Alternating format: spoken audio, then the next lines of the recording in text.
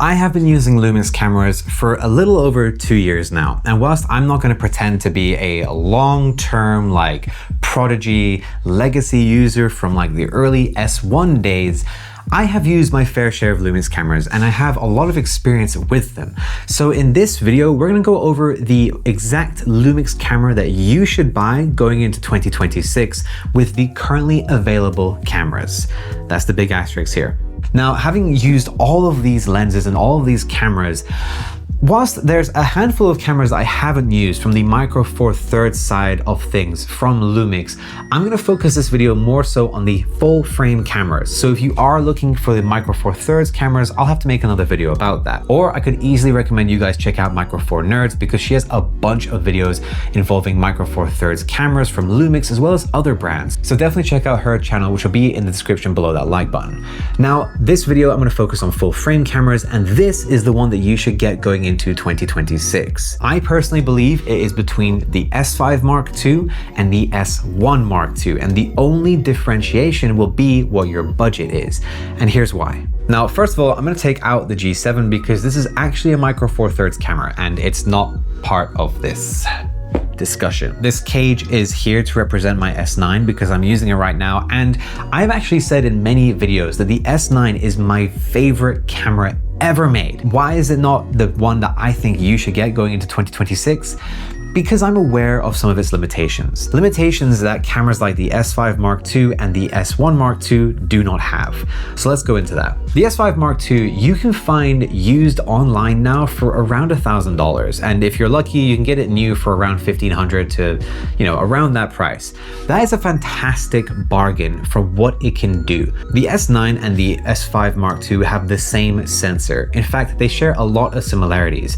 Everything I love about the S9, it's all in the S5 Mark II. The great 6K 24 megapixel sensor, the fantastic high shooting frame rates for photography, the great higher frame rates for video as well, the 4K 60, the 1080p up to 180 frames per second. It has it all. However, the S9 has a micro HDMI slot. It also doesn't have a headphone jack for monitoring audio. It then also only has one SD card slot, and it also has a cold shoe, not a hot shoe, with the electronic contacts for accessories. And whilst I personally don't mind all of these shortcomings, if this is going to be the one camera that you buy from Lumix this year, it's your first camera and you're looking at Lumix, or you're looking to upgrade from another system, but you don't have the most budget because you're using like, I don't know, let's just say a point and shoot from Canon and you want something a bit beefier with a bit more firepower behind it. The S5 Mark II makes a lot of sense because it's so budget friendly, but it has a full-size HDMI, which means you have a more reliable and sturdy connection for external monitors. It has a headphone jack so you can reliably monitor your audio, and it has two SD card slots so you have a backup of what you are shooting at all times, or you have overflow for when your first SD card becomes full. The larger design also allows for a much better grip, which means it's easier to hold in your hands and is less likely to fall out of them. It then has more dials and buttons for customization and using in general. For usability and functionality, the S5 Mark II is objectively better than the S9. And although I love my S9, that is just a fact. So with the S9 taken out of the picture, which one should you get between the S5 Mark II and the S1 Mark II? And like I said, it becomes a question of budget, but also one of your needs. If everything I've listed specs-wise sounds totally good to you and that is all you're ever going to need, then the S5 Mark II is your winner. But we should go over what the S1 Mark II can do as well, because this has higher frame rates, a better, more ergonomic designed body, and a much better, well, kind of a lot of things. So first of all, this has a newer sensor and a better one that gets a little bit better dynamic range, still fantastic color science like the S5 Mark II, but it unlocks higher frame rates. Higher frame rates like 4K at 120 frames per second, albeit with a very small like 1.2 crop or something like that. And we still have the phase detection autofocus with 4K 120 frames per second. Whilst we have phase detect autofocus with the 4K 60, there's no chance of getting 4K 120. It can't do it because of the sensor, and that's that. If you can see yourself shooting 4K 120 frames per second, this can do it, the S1 Mark II. In 1080p, the S1 Mark II can do 240 frames per second, so you do get a noticeable increase in slow motion on the 1080p side of things. We do also then have a much better tilty flippy screen that can come out this way, as well as the ways that the S5 Mark II can. This means you have your screen in line with your camera's sensor at all times, and you can get low angle shots without having to take it out and then flip it around. This also takes the screen away from the body, helping a bit more with heat dissipation. This is just more useful. It means you have more options for how to view your screen, which is always appreciated as a creator. We then have a CF Express Type B card as well as an SD card slot. So you do lose an SD card slot, but you get a much better CF Express Type B card option, which means you can do the higher frame rates and the higher recording modes, which I'm gonna get into now. Where the S5 Mark II basically tops out at doing like MP4 or MOV files, and it can do RAW over HDMI, you can do internal ProRes RAW in the S1 Mark II, and you record all of that onto the CF Express Type B card. Being able to do it all internally is fantastic because it means you don't have to rig out your camera to be able to do any of that, be it getting an external recorder or an SSD or anything like that. You can just press a button and you're recording ProRes RAW into the camera. It's crazy. You can also then just do regular ProRes as an MOV file into the camera as well, which means you have choices between the MOV files, the MP4 Lite files, the ProRes files, and then the ProRes RAW files, all inside the camera, all internal. You don't have to plug in anything to get it to do that, but you do with the S5 Mark II. The body design is way better on the S1 Mark II as well, where the little dial on the back of the S5 Mark II could easily be caught by your thumbs because of where you rest them.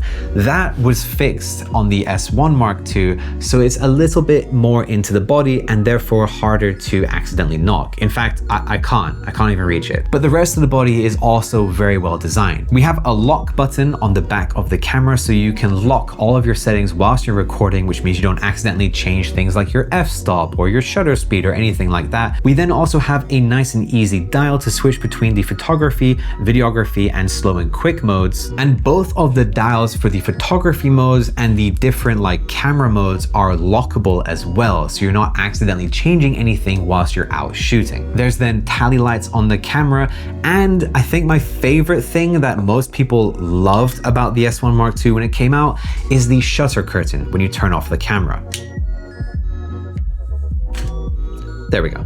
That added protection to your sensor means you're less likely to get dust on your sensor when you're changing lenses, dirt, things like that. And it's also just kind of cool, if I'm honest.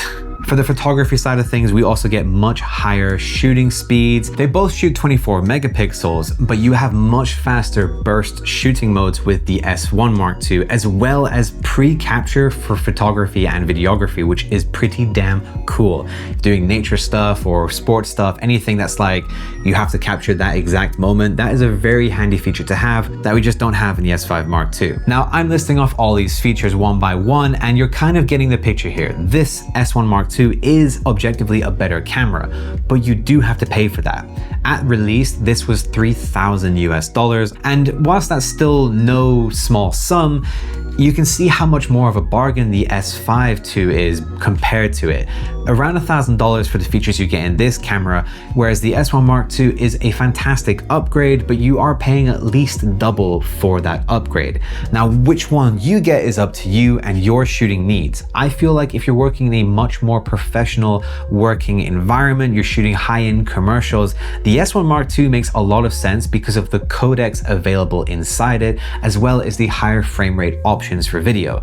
If you're doing photography though, I feel like you'd be solid with either camera.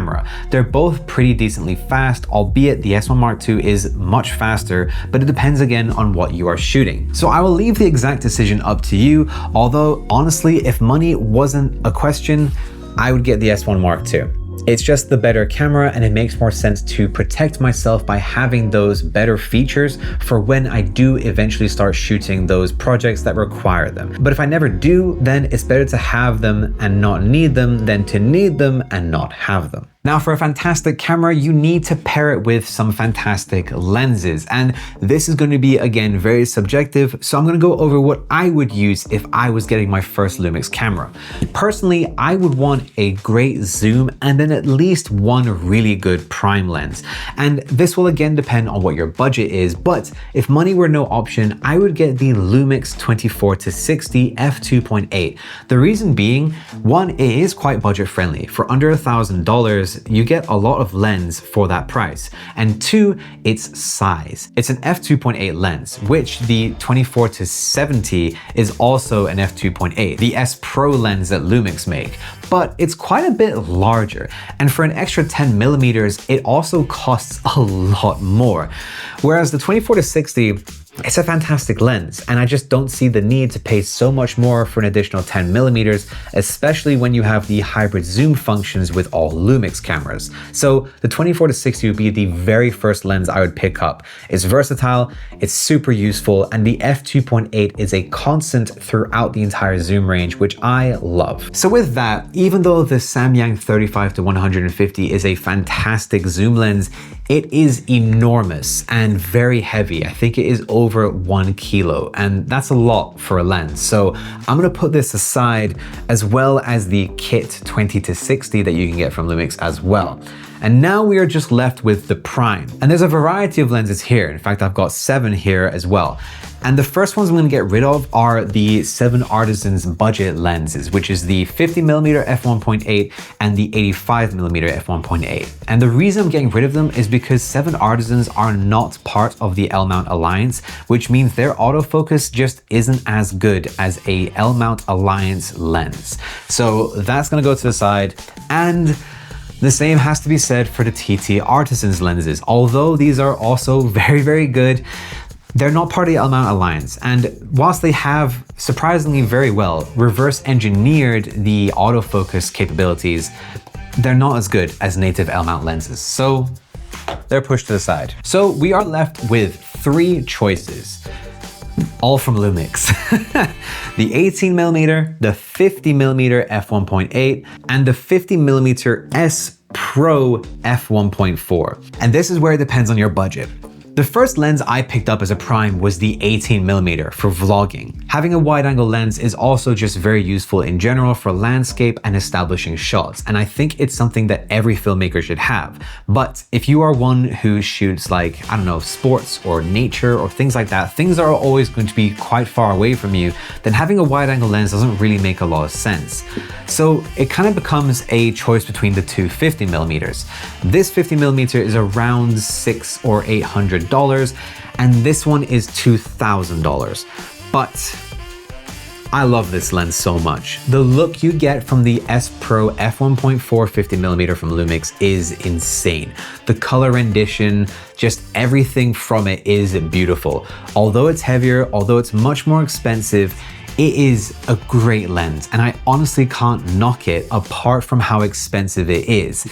But if you are a bit more budget conscious, I would then just go for the 50mm f1.8. It is still a fantastic lens. You don't get all the bells and whistles like the manual focus clutch on here, or the, you know, the aperture ring. Color rendition is a little bit different and stuff, but the colors you get from the 50mm f1.8 are still fantastic, and I'd say they are on par with what you're seeing right now from the 24-60 f2.8. Plus, the lens is super small. It has an AF to MF switch, so you can easily switch it if you don't want to do it on the camera for some reason. And, you know, it's a lightweight lens. Small, lightweight, easy to use. There's not much more you can ask from a decent 50mm, and it also looks good. So I think it covers all the bases. But yeah, I'd say personally, 24-60, I would get an 18mm because I would use it. And then if I had to get one more prime, it would probably be the more expensive 50mm. just because I cover 50mm with my 24-60, so I would want a 50mm prime to be more of a specialty lens that has a reason for owning it, and this definitely has a reason for owning it. That would be my Lumix kit for 2026. Perhaps not the most budget-friendly kit, which wasn't the point of this video, but this would be the one camera I would buy going into 2026, and I guess we should put the S5 Mark II aside. What do you guys think? What cameras would you get going into this year? And also, I did say at the beginning of this video that the biggest asterisk was with the currently available cameras for full frame, because the S1 Mark II, which I mentioned in last week's video, is probably coming this year, and it'd be really funny if they announced it whilst I have scheduled these videos, because I schedule my videos in advance just so that I have more time. And yeah, that'd be really funny. But let me know what you guys think in the comments below, just below that like button, which you may as well headbutt while you're down there. Don't forget to hit that subscribe button if you enjoyed this video. And also, if you do see the hype button, I would hugely appreciate if you guys did hit the hype button for my videos. It helps grow my channel and push the videos out to more people just like you who want to learn about Lumix and filmmaking and photography. So for that, I hugely appreciate it, and thank you very much. And also, YouTube thinks you're going to love this video very much.